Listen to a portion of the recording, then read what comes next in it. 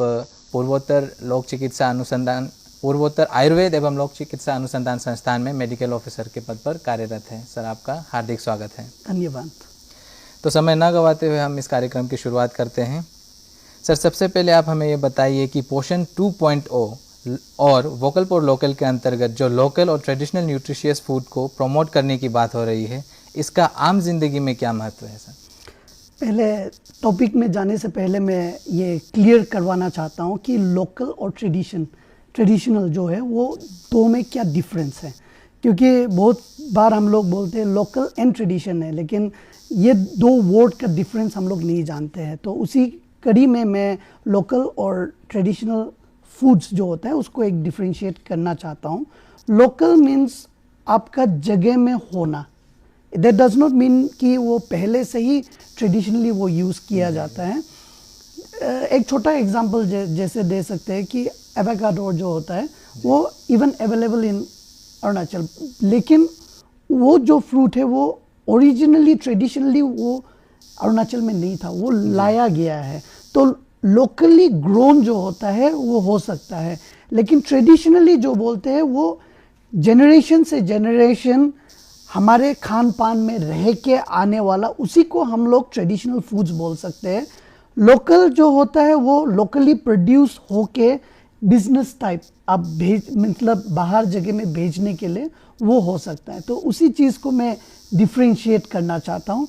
दूसरा चीज़ जो होता है, जैसे आपने बोला है कि ये जो वोकल फॉर लोकल जो इनिशिएटिव है ये गवर्नमेंट ने स्टार्ट किया गया था to give more focus on locally grown things, ताकि उससे क्या होगा कि हमारे जो लोकल में जो ग्रास रूट लेवल में उसका अच्छी तरीके से ग्रोथ हो और बिजनेस में भी एंटरप्रेन्योरशिप या फिर ये सब चीज़ में भी वो अच्छी तरीके से फुलफिल हो। तो उसी एम से गवर्नमेंट ऑफ इंडिया ने ये vocal for local scheme start किया गया था।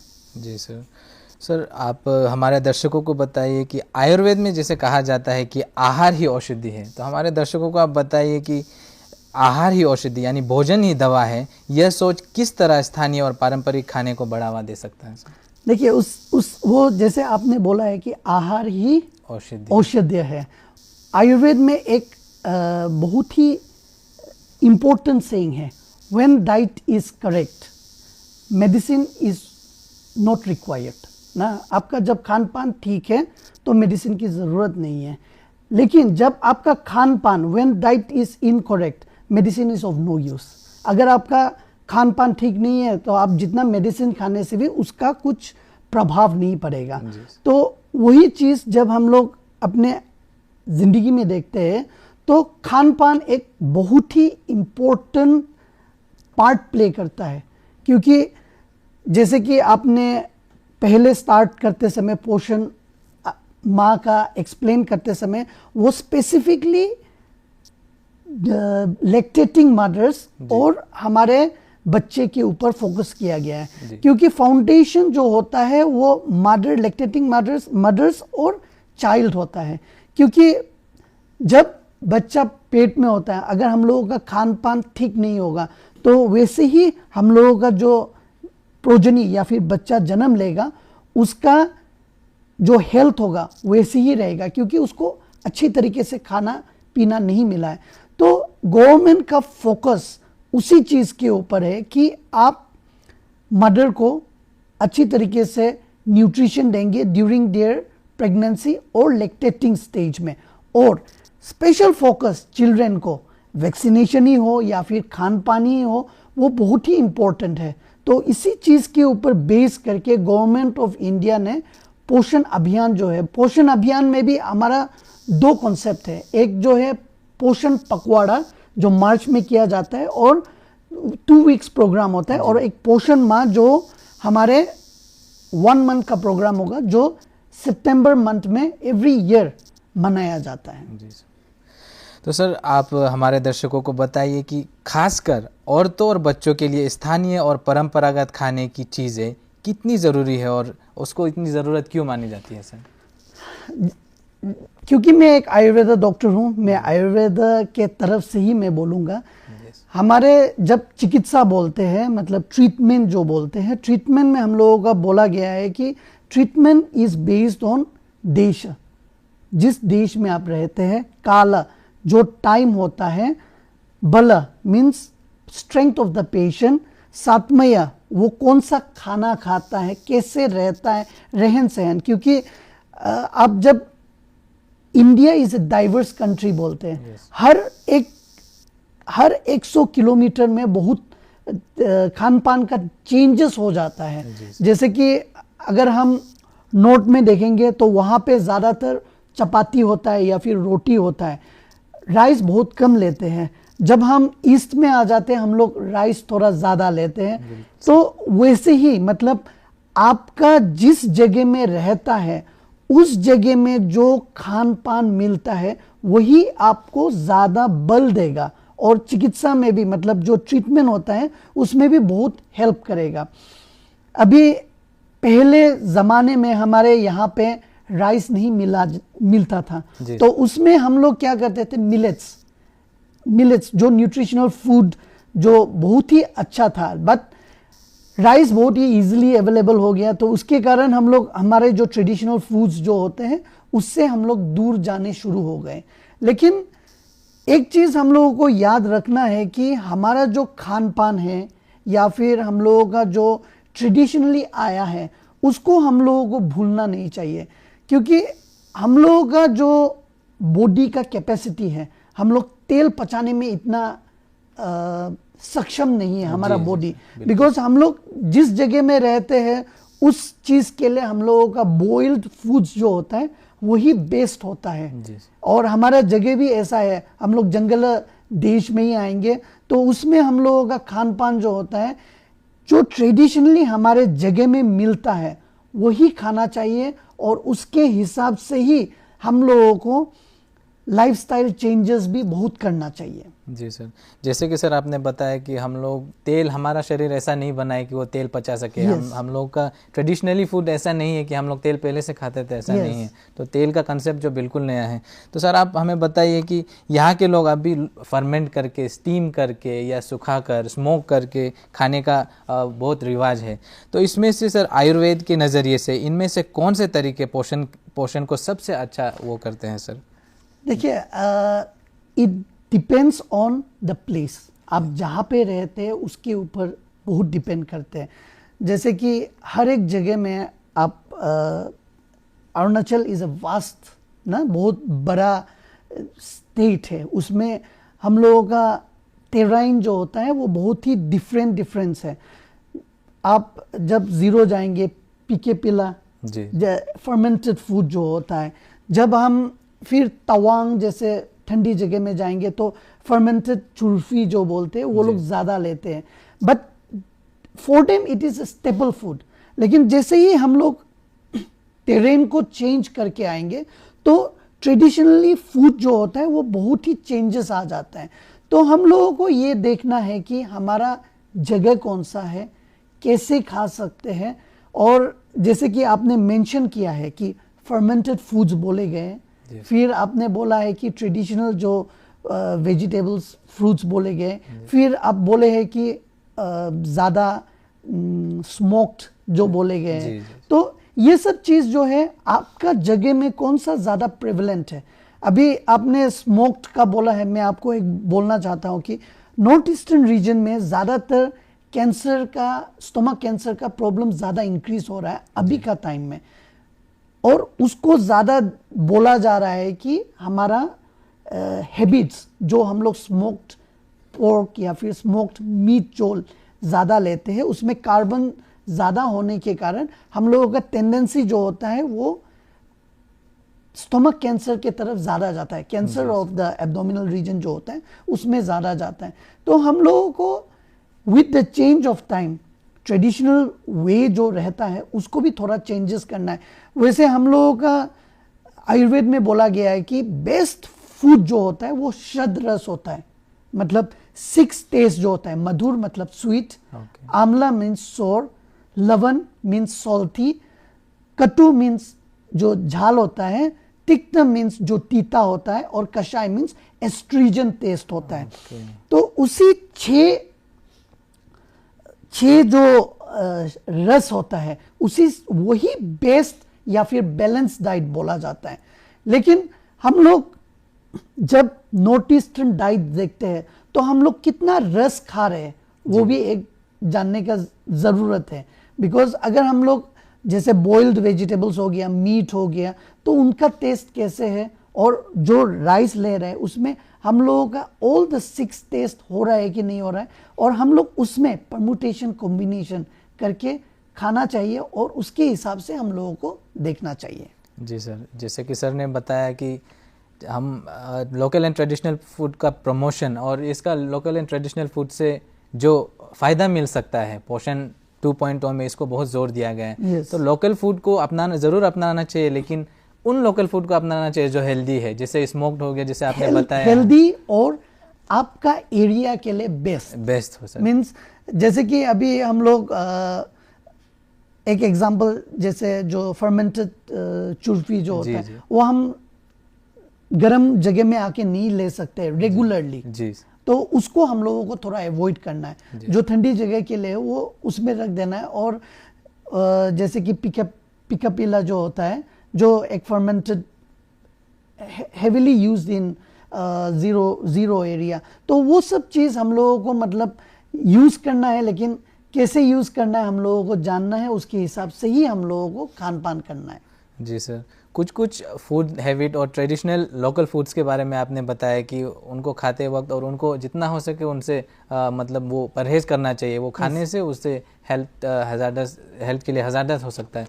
तो सर आप क्या बता सकते हैं हमारे यहाँ लोकल ट्रेडिशनल फूड्स, 2-3 ऐसे लोकल ट्रेडिशनल फूड्स के बारे में जिससे हमें बहुत न्यूट्रिशन मिलता है और जो बच्चों और माताओं के लिए बहुत सेहत के लिए बहुत अच्छा है? देखिए, जब हम बच्चे माता के बारे में बात करते हैं तो इट इज़ ऑलवेज एडवाइजेबल कि हम लोग ग्रीन लीफी वेजिटेबल्स हमारे डाइट में बहुत अच्छी तरीके से यूज़ करना है। तो उसमें हम लोग मारसांग बोल सकते हैं जो इजीली अवेलेबल है, ओंगिन है जो सिंस मैं आदि बेल्ट से आता हूँ तो उसके हिसाब से मैं उसका आदि नेम ही बोलता हूँ, ओंगिन, फिर मारसांग हो गया और आपका कपूक जो बोलते हैं वो हो गया। फिर ये सब चीज़ जो होता है सीजनल जो वेजिटेबल्स होता है और ग्रीन लीफी वेजिटेबल्स होता है वो हाई प्रोटीनस और डाइट के लिए भी बहुत अच्छा रहता है। तो हम लोगों को जितना हो सके ये सब चीज़ रेगुलरली हमारे डाइट में खाना चाहिए। तो अगर there is a great saying, you teach a person, आप एक आदमी को टीच करो, वो एक अपना फैमिली को पूरा देख लेगा। You teach a woman, he will teach A generation बोलता है, वो एक जनरेशन पूरा को सिखा देता है। तो उसी चीज़ के ऊपर हम लोगों को फोकस करना चाहिए and we should teach a woman about all the benefits of this traditional foods and how it can help in warding off disease. ये बहुत ही इंपॉर्टेंट है बिकॉज वुमेन जो होता है बैकबोन होता है एक फैमिली का। तो उसी चीज़ के ऊपर फोकस करके गवर्नमेंट ऑफ इंडिया भी वुमेन और चाइल्ड हेल्थ के ऊपर ज़्यादा फोकस कर रहा है। बिकॉज अगर हम लोगों का चाइल्डहुड में ही अगर अच्छी तरीके से ग्रोथ करेंगे तो डिजीज़ तो ऑटोमेटिकली वार्ड ऑफ होगा। तो जब वो यूथ स्टेज में पहुंचेगा तो ऑटोमेटिकली वो हमारे ऊपर भी भार नहीं होगा। तो ये चीज़ हम लोगों को जानना है। सर जैसे कि आपने बताया कि ग्रीन लीफी वेजिटेबल्स खाना चाहिए, वो जिस भी टेरेन में हो, चाहे वो पहाड़ी इलाका में हो, प्लेन में हो, जहाँ भी हो, और सीजनल ग्रीन लीफी वेजिटेबल्स खाना चाहिए।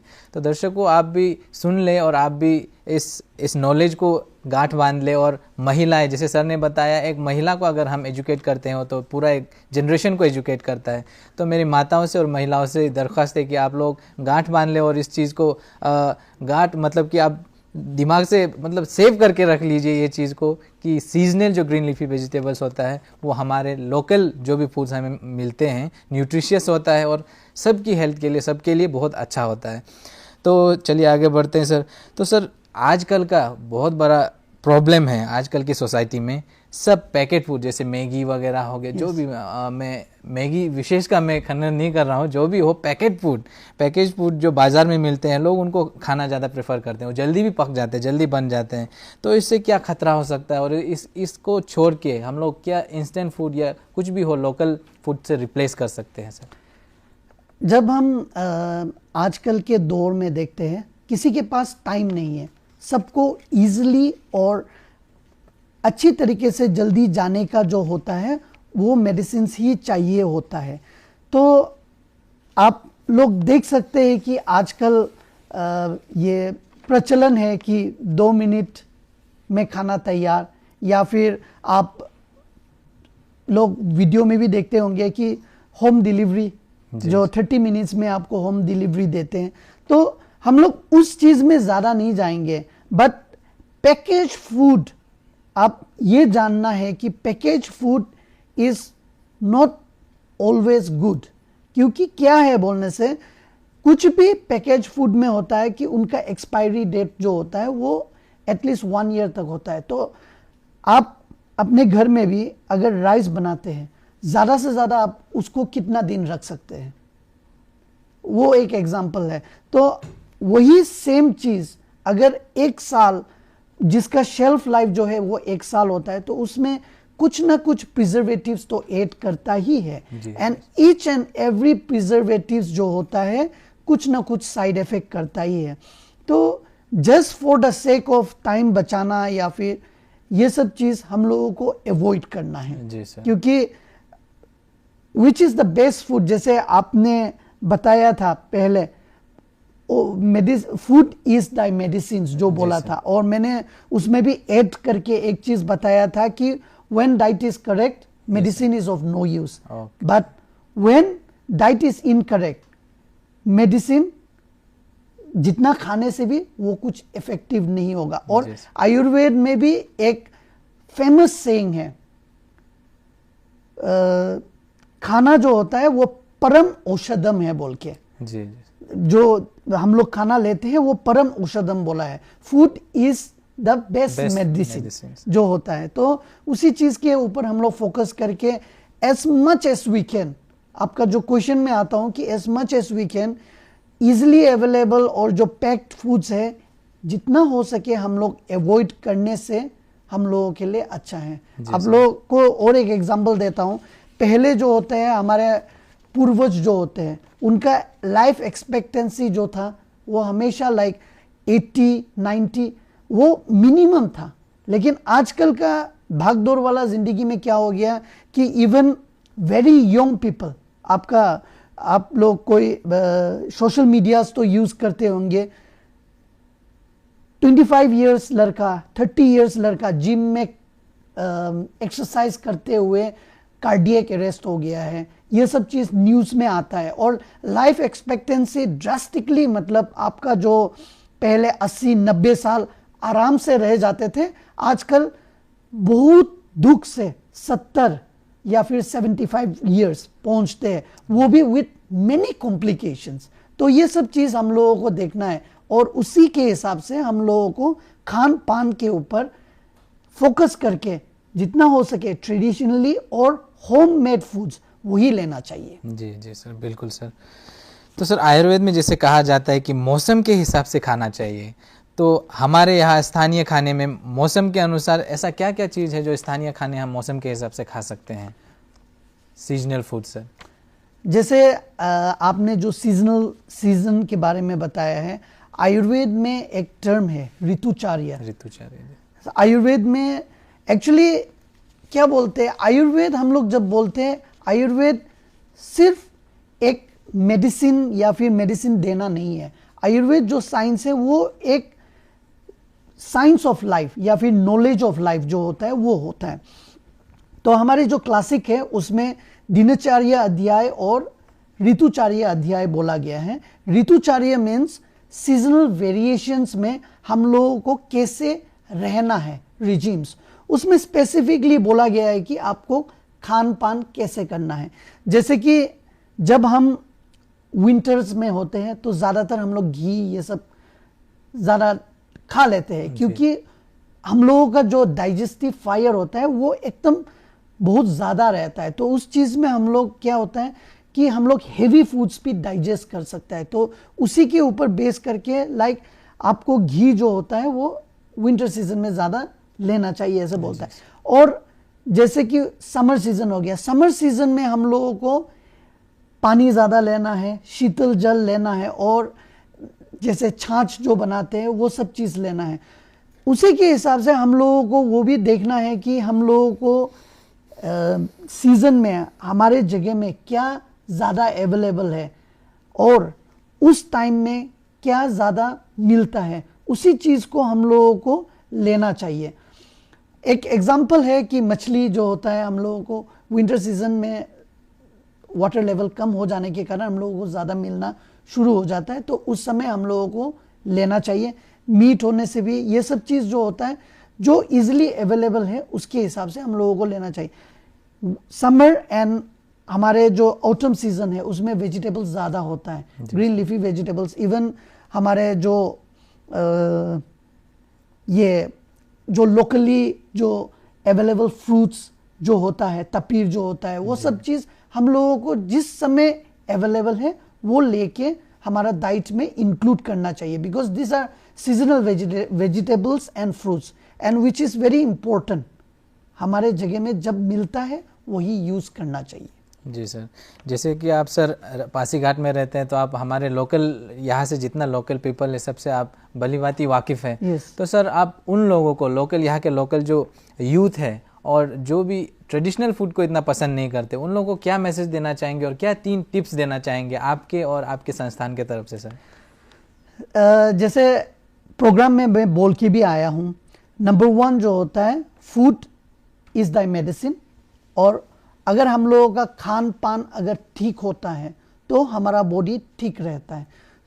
उसी चीज़ के ऊपर मैं फोकस करके आप लोगों को यही मैसेज देना चाहता हूँ कि आप लोग जो घर में बनाया जाता है, मम्मी पापा या फिर बहन जो बनाते हैं उसी को लेने से अच्छा है।